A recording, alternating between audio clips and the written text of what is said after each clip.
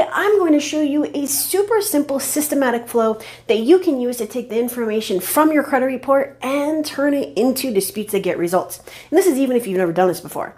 So the first thing we want to do is figure out what it is that we need to dispute. So we are first going to do a credit report analysis.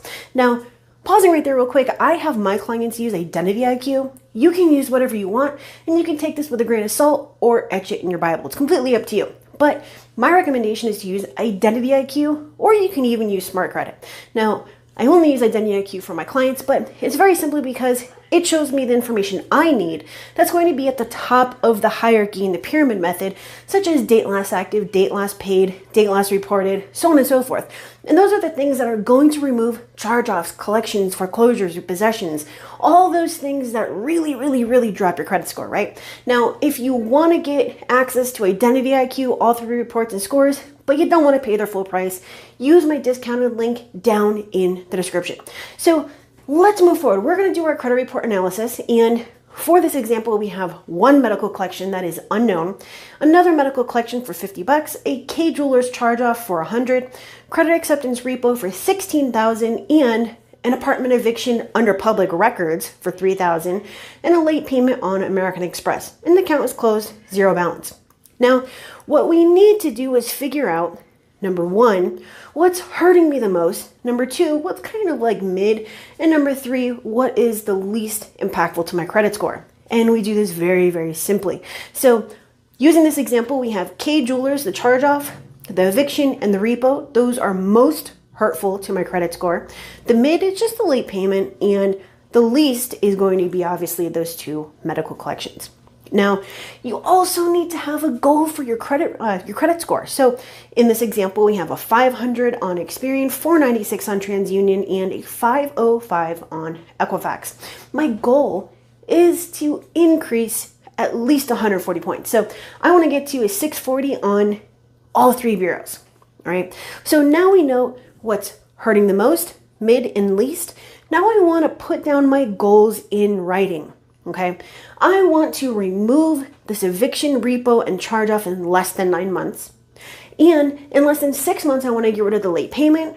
And in less than 4 months, I want to get rid of those collections. And then, as I mentioned, in the next 12 months, I want to raise my score at least 140 points. So now that we have our action plan, our analysis, and our goals, we need to figure out what inaccuracies we can use taken directly from those accounts on the credit report to put in our disputes. So what I did was I created our inaccuracies. The medical collection, that one's really simple. I already told you I don't know it, so it's unverifiable. The next one, I'm just going to use the validation of debt method directly with the collector, and with the bureaus, I'm first going to tell them that it's unknown. Now, with K Jewelers, I'm noticing that there are 3 different dates last active, and in those dates, there's 2 different years. You know that's not possible. The apartment eviction, the balance is 0 on TransUnion, and the other 2 have it as 3,000. For the repo, the high balance is lower than the balance. That is not possible because the high balance means it is the highest balance the account has ever had. That's actually a violation. Anywho, the late payment on American Express is reported differently in all 3 bureaus. Equifax reports it on time, and TransUnion is June 2020, and Experian shows May 2020. So now what I need to do is I need to take all this information and create my dispute in my letter planning. You see, what I do is I like to have everything in pieces, make sure that these pieces make sense, and then put them all together when I'm using a system like this. But it works. It works when you're breaking it down backwards, and it works when you're putting it together for your planner, okay? So our very first sentence is really simple. The opening of this is, please remove these inaccurate accounts from my credit report. Send me a new credit report reflecting these changes. So I have my opener. Now I took those accounts plus those dispute reasons, and I put them together and placed them under that paragraph. As you can see, it says, K Jewelers, account number 1, 2, 3, 4, 5. Delete this account because 3 different dates last active report as date, date, and date. You see what I'm saying? The first thing that I showed you was that we have these multiple accounts to remove. And then after we did our action plan, I showed you the inaccuracies. So all I did was I took those inaccuracies for that account and I put it together. And that would be my creditor name, account number, and dispute reason. All right, so let's go to the next one. Credit acceptance, account number 12345. Delete this account because the high balance is lower than the balance. Super simple, right? Apartment eviction, D12345. Delete for inaccuracy because the balance is 0 on TransUnion, and then Experian and Equifax show 3,000. Now, with American Express account number 12345, it says remove the late payment for inaccuracy because TU, TransUnion, reports June 2020 late, Experian reports May 2020 late, and Equifax reports accurately that I paid on time. Now, regardless of whether I was late or not, I'm using Equifax to basically say, as you can see, that I paid on time. Here's the proof I paid on time. So you need to remove yours from my credit report. You see how that works? Now, medical collection 12345, this account is unknown and needs to be deleted from my credit report. Medical collection 12345B, I don't know what this is. Delete this unverifiable account. Thank you. Your name.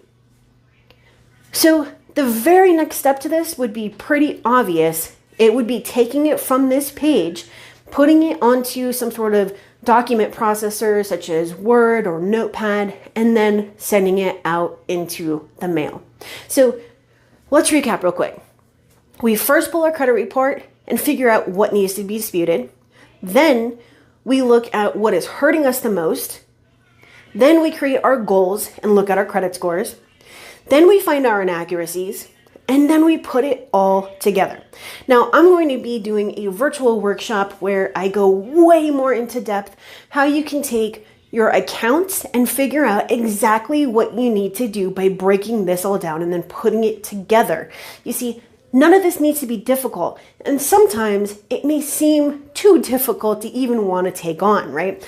But I'm going to show you exactly how you can use this systematic flow to make very, very effective disputes that get results.